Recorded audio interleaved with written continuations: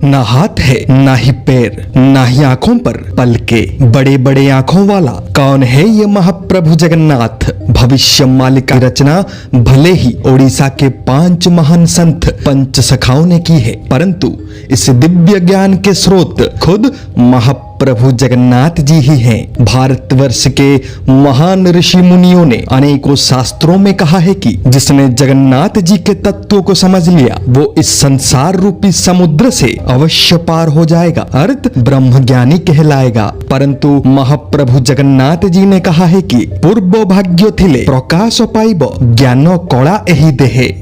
महाप्रभु जगन्नाथ जी ने कहा है कि यदि आपका पूर्व भाग्य होगा, यानी यदि पिछले जन्मों का कर्म होगा, तभी जाकर कलयुग में तुम्हारे अंदर ज्ञान का उदय होगा। 4 युगों में से सबसे अधिक मठ मंदिर इस कलयुग में है। 4 युगों में से सबसे अधिक शास्त्र पुराण इस कलयुग में है। 4 युगों में से केवल कलयुग में ही खुद निराकार परम ब्रह्म महाप्रभु जगन्नाथ भक्तों के निकट आते हैं अपने असली रूप में। 4 युगों में से केवल कलयुग में ही भविष्य मालिका के ग्रंथ प्रकाशित होते हैं। सनातन में 4 धाम यात्रा का सबसे बड़ा महत्व है। सतयुग का धाम बद्रीनाथ, त्रेतायुग का धाम रामेश्वरम, द्वापर युग का धाम द्वारका एवं इस कलयुग का धाम पूरी जगन्नाथ। स्कंद पुराण के अनुसार यदि भारतवर्ष एक कमल का फूल है तो पूरी जगन्नाथ धाम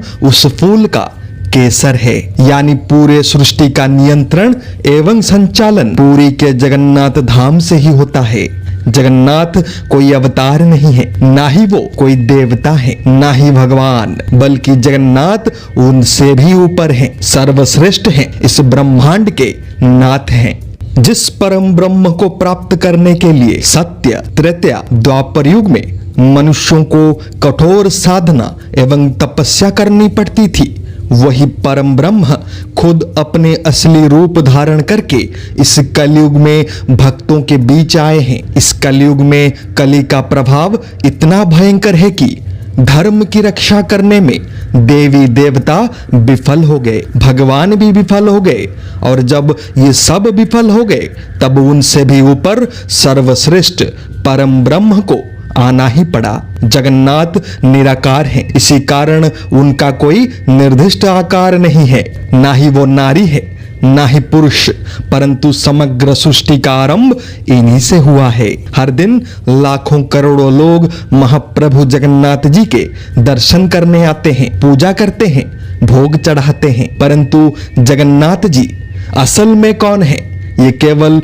सीमित मनुष्यों को ही ज्ञात है। यही तो है माया जाल इस संसार का, यही तो है परीक्षा इस कलयुग का। इस परीक्षा की रचना खुद महाप्रभु जगन्नाथ जी ने ही रची है एवं रत्न सिंहासन पर विराजमान होकर अपने बड़े बड़े नेत्रों से अपने ही द्वारा रचित खेल को देखते रहते हैं। जो भी इस खेल को समझ जाता है वो इस माया जाल के चक्र से मुक्त हो जाता है, और जो इस खेल को समझ नहीं पाता वो इस कभी ना रुकने वाले माया के चक्र में फंसकर घूमता ही रहता है, घूमता ही रहता है। न आरंभ दिखता है ना ही अंत।